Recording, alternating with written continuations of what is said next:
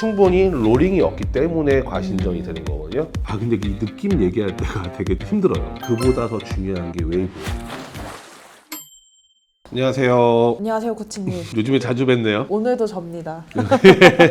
질문 바로 들어가겠습니다. 네. 폐활량이 좋지 않아 병원에서 재활을 권장받은 적이 있습니다. 날숨이 아주 약해서 일반인 아래라고 하셨어요. 평소에도 호흡이 아주 약한 편이고요. 그래서인지 자유형 호흡에서 아주 애를 먹었습니다. 많이 뱉고 많이 들이마시라는 조언대로 하기가 정말 힘들더라고요. 그래서 수면으로 올라오기 직전에만 짧게 뱉고 조금 들이마시는 식으로 호흡을 하고 있습니다. 이렇게 하니 편하게 더 오래 나아갈 수 있기는 한데 폐활량이 느는 것 같진 않아서 고민이에요. 당장 편한 호흡보다는 많이 뱉고 많이 들이마시는 방법에 적응해야 할까요? 이렇게 일반인 이하의 폐활량을 가진 사람은 폐활량을 어떻게 늘려가는 것이 좋을지 조언을 받고 싶습니다. 우리 지난 시간에 얘기한 것처럼 호흡을 계속 뱉거나 마시거나 해야 된다. 근데 중간에 힘드신 분들은 한번 참았다가 뱉는 것도 하나의 방법이다라고 얘기했어요. 근데 장기적으로 보면은 계속 뱉는 연습을 하셔야지만 폐활량이 는다. 더 정확하게 하면 폐활량이 느는 게 아니라 뱉는 연습이 된다고 했죠. 그렇죠? 네. 생각보다 많아요. 어떤 문제라기보다는 하도 운동을 안 하시다 가신 분들 혹은 어떤 특정한 병 때문에 약하신 분들이 꽤 많아요. 그렇죠?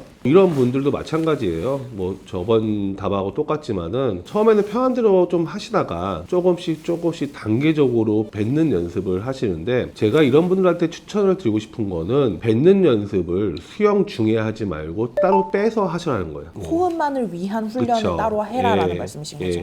예를 들어서 킥판 잡고 발차기 같은 걸 많이 하잖아요. 그럴 때 발차기보다는 호흡에 초점을 맞춰가서 본인이 할 수 있는 방식으로 하시면서 따로 발차기를 하면서 호흡을 길게 뱉는 연습을 따로 하셔야 되지 않을까 싶어요. 왜냐면은 결국에 수영은 물론 길게 뱉는 게 좋은 거지만 지금 현 상태에서 그게 많이 힘드신 분들은, 그리고 특정한 이유 때문에 힘드신 분들은 킥판 잡고 호흡을 뱉는 연습을 하든, 그런 다음에 조금 할만하다, 좀 수영이 조금 편해졌다, 그때 적용을 하셔도 충분히 가능하시고요. 아니면 그것도 힘들다라고 생각하시는 분은 벽을 잡고 따로 연습을 하시면 좋지 않을까 싶어요. 근데 제가 지금 얘기하는 거는 올바른 호흡, 그러니까 수영을 잘하기 위한 호흡이죠. 그렇죠? 네. 근데 그 호흡이 무리가 있다면은 호흡을 좀 짧게 잘라도 충분히 가능한 거고요. 결국의 목적은 수영을 즐기는 거잖아요. 그렇죠. 하지만 더 발전적인 방법으로 가려면 호흡을 길게 뱉는 연습을 수영 중에 해야 되지만, 그것도 힘드시다면은 따로 빼서 벽을 잡고 혹은 키판을 잡고 연습을 하시는 게 좋지 않을까 싶어요. 결국에는 뱉어야 마실 수 있잖아요.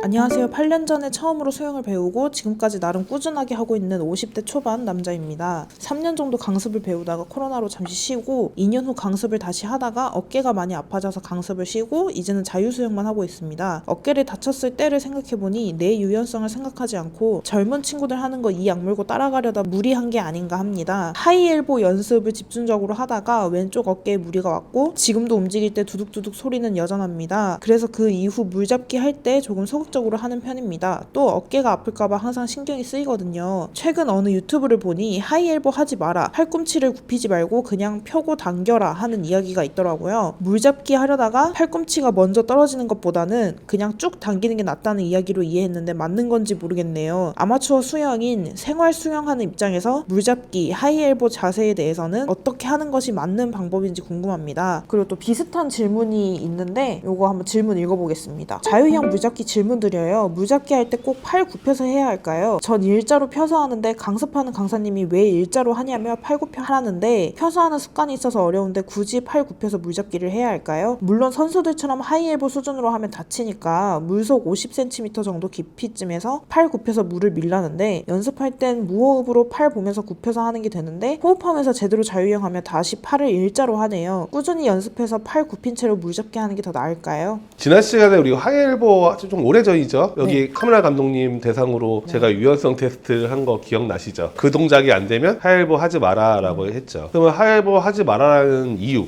하이엘보가 두 가지가 있죠. 물속에서 하는 하이엘보가 있고 그냥 물 위에서 하는 하이엘보가 있는데, 보통 어깨가 아픈 이유는요, 물잡기에는 하이엘보가 과한 것보다 리커버리 할 때 하이엘보를 너무 과하게 하는 경우가 많아요. 근데 과하다, 과하지 않다의 기준은 뭐냐면은 이 팔꿈치의 각도가 아니고요. 바로 이 어깨의 각도예요. 과거에 제가 여기가 너무 과신전되면 어깨에 힘이 들어간다 했어요. 이 과신전이 되면 어깨에 무리가 가게 돼요. 그럼 과신전이 왜 되냐? 충분히 롤링이 없기 때문에 과신전이 되는 거거든요. 그리고 결국에는 우리가 하이엘보라는 거는 이 팔꿈치가 후면으로 가면 안 되고요. 내 몸 앞에서 다 이루어지는 거거든요. 근데 가슴이 롤링이 안 되고 어깨를 들려고 하니까 자꾸 과신전이 돼서 어깨의 부상 요인 중에 주 요인이 바로 물 위에서 하는 하이엘보 때문에 발생이 되는 거고, 물속에서 하는 하이엘보도 마찬가지예요. 얘를 어깨에 무리가 없는 상태에서 유연성이 아주 좋지 않은 이상은 하이엘보가 완벽하게 될 수가 없어요. 저도 선수 때 완벽하게 되진 않았고, 지금도 영상을 보면은 올림픽 영상을 봐도요, 하이엘보를 완벽하게 하는 선수는 그렇게 많지는 않아요. 완벽하게 한들 기록이 빨라질 거냐? 또 그것도 아니에요. 그것도 아니기 때문에 하이볼을 무리하게 하지 않으셔도 돼요. 근데 그럼 하이볼을 하지 않으면 일자로 당겨라 라는 얘기잖아요. 근데 우리 일자는 더 힘들어요. 일자면 더 이렇게 돌리기가 그렇죠. 더 힘들어요. 그래서 어느 정도가 적당하냐라고 했을 때는 우리가 어딘가 올라가서 위에 있는 걸 밀 때 일자로 미는 것보다 팔꿈치를 살짝 굽혀서 미는 게 더 쉽죠. 그렇죠. 그렇죠? 네. 왜냐하면 내 몸과 가까워지면 가까워질수록 내 힘을 효율적으로 사용할 수 있고, 그쵸. 내 몸에서 멀어지면 멀어질수록 힘의 효율성이 좀 떨어지죠. 떨어진다. 그렇죠. 일자로 당기는 것보다는 팔꿈치를 살짝 구부려서 너무 과하게 구부려고 하지 마시고 그냥 내가 당기기 좋은 각도로 당긴다, 그 정도만 생각하셔도 충분하고요. 저는 개인적으로는 하이엘보를 생활체육에서는 너무 하지 않는 게 좋지 않을까. 정말 좋은 유연성이 필요하거든요. 그렇기 때문에 지난 영상 보면은 여기 카메라 감독님이 되게 고통스러워 하시거든요. 예. 그러니까 수영은 자신이 갖고 있는 가동성 내에서만 하셔야 부상 없이 할 수 있어요. 그리고 가동성이 좋아지면 자연스럽게 홈이 다듬는 쪽으로 가셔야 되는데, 젊은 사람들도 마찬가지예요. 다들 어깨 많이 아프시는데 그 어깨 아픈 이유가 바로 하이엘보 때문이다. 그리고 하이엘보 할 때 어깨 롤링을 충분히 하지 않은 상태에서는 하이엘보 하지 않는 게 좋고요. 하이엘보를 막 연습하는 것보다는 롤링을 먼저 연습하시는 게 좋을 것 같아요. 롤링에 집중을 하시면 더 편안한 수영이 가능해지기 때문에 거의 대부분이 롤링을 못해서 나오는 증상들이 거의 대부분이에요. 그래서 롤링에 집중을 하시고 하이엘보는 살짝 구부리는 정도만 수영하셔도 충분히 할 수 있으니까요. 너무 급하지 않게 건강하게 생각하시면 될 것 같습니다. 스컬링을 할 때 반드시 누운 상태로 스컬링을 해야 하는지, 아니면 선 상태로 앞으로 나아가지 않고 스컬링을 해도 좋을까요? 당연하죠. 왜냐면은 스컬링이 지금 우리 유튜브나 아니면 지금 거의 대부분 이용하는 방식이 누워서 하는 방식이에요.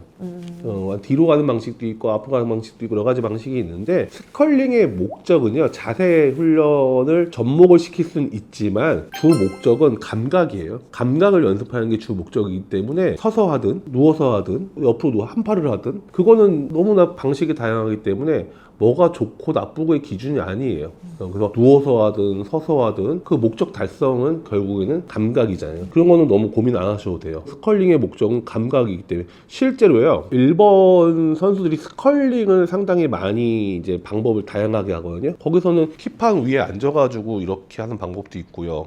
그다음에 도구 스위밍이라는 게 있어요. 도구 스윙, DOG, 도구 스윙. 도구. 예, 도구 스윙이 뭐냐면요, 우리 강아지가 수영할 때 어떻게 하죠? 고개 들고 이렇게 하죠. 실제로 이렇게 하는 스컬 연습이 있어요. 예, 스컬링은 너무 방법이 다양하기 때문에요. 그냥 내가 감각을 연습할 수 있으면 좋은 연습이에요. 그 정도로 하시면 될 것 같아요. 자유형을 하고 있으면 숨이 안 차는데 25m 후 턴을 돌 때 숨이 갑자기 찹니다. 어떻게 해야 할까요? 보통 보면 우리가 자유형할 때는 일정한 패턴으로 호흡을 하게 되죠. 근데 턴이라는 거는 또 참는 동작이 갑자기 길어지죠. 바로 여기서요, 이걸 어떻게 해야 될까요? 라는 것보다 우리가 장거리 수영을 가기 위해서는요, 연관지어서 얘기를 하는데요, 호흡 패턴이 무너지면 체력 소모가 심해져요. 그래서 장거리 수영할 때 가장 큰 포인트는 물론 지구력도 좋아되지만은 호흡 패턴을 일정하게 가져가는 것도 하나의 장거리 수영을 잘하는 방법이거든요. 네. 근데 이분은 지금 호흡 패턴을 또 일정하게 가져가다가 갑자기 턴하고 나서는 물속에서 호흡을 참는 동작이 길어지는 거잖아요. 그럼 갑자기 원래 하던 패턴에서 무너졌기 때문에 숨이 차신 거죠. 그렇죠. 근데 거의 대부분이 이래요. 그래서 선수들조차도 연습 때 15m까지 브레이크아웃 해 라고 해도 잘 안 하는 선수들 많아요. 선수들이 특별해가지고 턴하고 나서도 잠수를 오래 하는 게 아니고요, 연습을 해요. 이거 현상은 너무나 당연한 거예요. 너무나 당연한 거니까 연습을 통해서 극복을 하거든요. 뭐가 잘못돼서 그런 게 아니에요. 어떻게 보면 이산탄소 내성이라고 하거든요. 그게 아직은 약한 거죠. 이걸 더 좋아지려면은 뻔한 얘기죠. 연습, 반복. 그거 필요한 방법이 있지는 않아요. 근데 한 가지 있죠. 턴하기 전에 무슨 실수, 테크닉적인 이유 때문에 못할 수 있어요. 제가 한 가지 예를 들을게요. 대표팀을 근무할 때 거의 우리나라에서 1등, 2등을 하고 있는 선수를 지금 지도하고 있었는데 이 선수가 가지고 있는 능력에 비해서 턴하고 나서의 거리가 너무 짧아요. 근데 제가 이 선수를 몇 년 동안 가르쳤거든요. 대학교에서 가르치다가 이 선수를 국가대표 만들면서 같이 국가대표 코치가 됐거든요. 고민이었어요. 계속. 왜 얘는 짧을까? 그냥 그 연습을 통해서 극복을 계속 시키려고만 했거든요. 근데 어느 순간에 초식에 놓고 이 선수 하는 거를 가만히 지켜보는데 턴하면서 호흡을 안 하더라고요. 그래서 혹시 이분도 턴하기 전에 혹시 호흡을 하는지 안 하는지 그런 이유가 아니라면은 조금 전에 답변한 게 맞지만은 턴하기 전에 호흡을 어떻게 하고 있는지 좀 체크를 한번 해보면 되지 않을까.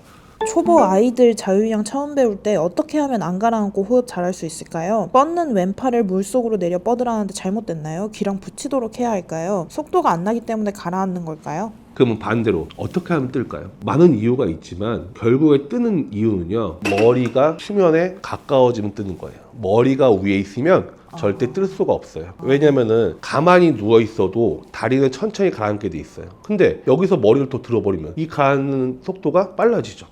그렇죠?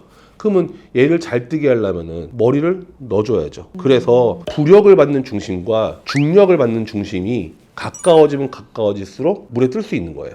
그러면 중력을 받는 중심은 여기고 부력을 받는 중심이 여기면 이만큼의 갭 차이가 있죠. 그만큼 가라앉는 거예요. 얘가 가까우면 가까울수록 뜨는 거예요. 그러기 위해서는 내 가슴 쪽에 체중을 몰아야 돼요. 내 가슴에 체중을 몰아서 넣어줘야 되는데 이때 머리를 들어버리면 중심이 뒤로 가잖아요. 그래서 가라앉겠죠. 네. 그렇죠. 그래서 머리를 낮추면 낮출수록 그 다음에 체중을 가슴 쪽에 모으면 모을수록 뜰 수 있는 거거든요. 그러면 여기서 질문에서 보면은 뜨지 못하는 거는 그런 이유가 될 수도 있죠. 하체에 너무 힘이 들어가거나 그러면 그럴 수도 있죠. 그러니까 편안하게 엎드린 자세를 만드는 게 첫 번째인 거고요. 팔을 뻗는다. 잘못된 건 아니죠. 이 방식으로 먼저 배우고 점점점 기록 붙일 수도 있고 그 다음에 처음부터 기록 붙일 수도 있죠. 근데 아이들하고 성인하고 좀 차이점이 있어요. 아이들이 수영을 배울 때 가장 힘든 거는 근력이 없어서예요. 근데 어른들이 배울 때 가장 힘든 거는 근력이 부족한 것보다 유연성이 없는 거예요. 맞아요. 그렇죠? 네. 그러면은 아이들은 기에 붙이는 방식이 그렇게 부담이 되지는 않아요. 근데 어른들은 기를 붙이려고 하다 보니까 보상 효과로 허리가 꺾일 수도 있거든요. 옆에서 보면은 얘를 기를 붙이기 위해서 이 허리를 이용하니까 정확하게 뜨지를 못하고 오히려 엉덩이가 가는 현상이 있어요. 그럼 어른들은 내리는 게 더 좋겠죠. 네. 물론 다는 아니죠. 예를 들어서 요가를 많이 하셨던 여성분들은 뭐 붙여도 전혀 그런 현상은 없겠죠. 그러니까 아이를 가르칠 때는 밑으로 내리는 것도 하나의 방법일 수도 있고 붙이는 것도 하나의 방법일 수 있기 때문에 이것 때문에 뭐가 잘 됐다 안 됐다 그거는 방법의 차이인 거지 잘못되고 잘못되지 않고 그 차이는 아닙니다. 그래서 글만 봐서는 정확하게 얘기는 할 수는 없지만 인간이 뜨는 방법 있죠. 그거하고 벗어난 동작이 있지 않을까 그렇게 한번 체크를 해보시면 될 것 같습니다. 네. 자유형이 생각지도 못하게 빨라지며 잘 되다가 2주 지나면 이전보다 못난 영법으로 변해버립니다. 가령 발차기가 허벅지부터 웨이브 타면서 꾹꾹 눌러차기가 잘 돼서 1kg 10분이 줄었어요. 그런데 2주가 지나면 다리가 마비된 것처럼 힘이 들어가고 뻑뻑거립니다. 또 이전에는 코어 타이밍이 맞아서 물 타는 것을 처음 깨달았는데 일주일 지나니 변하고 저병도 100m 딱 찍고 50으로 줄었어요. 주 6일 50분 수영합니다. 계속 안 되면 그러려니 하는데 잘 되는 거 딱 맛보고 안 되니 힘들어요. 그냥 쉬어야 할까요? 원래 수영이 그래요. 이 답변은 제가 테크닉적으로 얘기하는 것보다는 이 수영의 묘미라고 할까요? 그게 있어요. 수영은요, 은퇴할 때까지 배우다 끝나요. 그리고 수영 지도는요, 더 이상 지도 안 할 때까지 고민하다 끝나요. 그러니까 한마디로 수영이라는 종목은 절대로 모든 걸 다 완벽하게 알고 모든 거를 다 완벽하게 할 수 있는 종목은 아니고 그거를 그 방향으로 가지만 결국에는 지금 올림픽 나가는 선수도 계속 교정과 계속 반복적으로 연습하면서 하거든요. 네. 그러니까 뭐 왜 쉬어요? 그냥 계속 하시면 되고 잘 될 때도 있고 안 될 때도 있고 계속 교정하는 거예요. 이게 수영이에요. 수영은 배우다가 은퇴하는 종목입니다. 네. 코치님, 평영에서 몸을 던진다는 건 어떤 느낌인가요? 강사님이 제가 상체 힘을 쓰면 조금 더 빠를 것 같다고 하시는데 방법을 잘 모르겠습니다. 또 상체를 쓰는 훈련을 할 수 있는 드릴은 어떤 게 있을까요? 우리가 흔히 얘기하는 자유형과 배형은 축이 어디에 있죠? 장축에 있고, 그 다음에 표형과 저병은 단축이라 해가지고 중심이 앞뒤로 움직이죠. 예, 앞뒤로 움직이는데, 지금 이 글만 봐서는 강사님이 아마 팔로만 하니까 몸을 더 써라. 그러니까 한마디로 중심을 좀 앞으로 더 이동시키면서 해라, 그런 얘기인 것 같아요. 네. 맞아요. 표형과 저병의 핵심은요, 몸을 얼마큼 잘 이동시키냐예요. 중심을. 이런 드릴을 많은데, 제가 할 수 있는 것 중에 한 가지는 뭐냐면은 풀 동작 있죠. 예를 들어서 핀이나 혹은 뭐 수영장의 상황에 따라서 핀을 못 낄 수 있잖아요. 네. 그러니까 저병 발차기를 통해서 평형을 연습하는 것도 하나의 방법이 될 수가 있어요. 그래서 평형 선수는 그게 상당히 중요해요. 평형을 전체적으로 연습하는 것보다 웨이브와 같이 결합해서 손 동작을 연습하는 게 상당히 중요하거든요. 보통 평형하면은 발차기가 핵심이라고 얘기하거든요. 맞아요. 맞는데 그보다 더 중요한 게 웨이브예요. 왜냐면 힘을 아낄 수가 있기 때문에. 아무리 발차기가 강해도 몸통이 웨이브를 하지 않고 가만히 있다면은 내가 몸 전체를 밀어내야 돼요, 다리로. 근데 몸이 중심을 먼저 앞으로 가면서 뒤에서 미는 거랑 다르죠. 어떤 예를 들면 되면, 가만히 서 있는 사람을 넘어뜨리는 거랑 이미 넘어지고 있는 사람을 넘어뜨리는 거랑은 다르죠. 다리 힘은 정해져 있을 거 아니에요. 근데 내 몸이 앞으로 넘어지고 있는 거를 만들어주면은 똑같은 힘을 사용하더라도 더 멀리 나갈 수 있는 거예요. 그래서 이 연습은 단순한데 저병 발차기를 차면서 풀 연습을 하시면 좀 더 좋을 것 같고, 앞으로 던진다는 느낌은 내 체중을 있죠. 내 체중을 앞으로 다 쏠리게 한다는 느낌이라고 생각하시면 될 것 같아요. 근데 이 느낌 얘기할 때가 되게 힘들어요. 왜냐면은 수영 코치 능력 중에 한 가지가 뭐냐면 그 느낌을 얼마큼 잘 설명하냐는 거죠. 근데 이 느낌이라는 게 그쵸. 참 사람마다 느끼는 게 네. 다르니까. 누구한테는 A로 얘기하면요, A로 해요. 근데 누구한테는 A로 얘기하면 B를 해버려요. 그래서 이 느낌을 설명하는 거는 진짜 개인 맞춤형으로 얘기를 네. 할 수밖에 없거든요. 네네. 그렇기 때문에 한 요 정도 답할 수 있을 것 같아요. 오랜만에 Q&A 해봤는데, 지금 질문이 아직 많이 남았죠? 앞으로도 이 질문들은 그래도 최대한 답변을 할 수 있도록 노력하겠습니다. 오늘은 여기까지 하겠습니다. 감사합니다. 감사합니다.